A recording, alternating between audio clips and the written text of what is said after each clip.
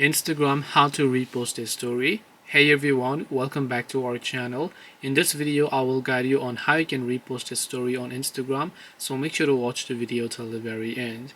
So if you want to repost a story on Instagram, all you have to do is go ahead and then open up the Instagram application.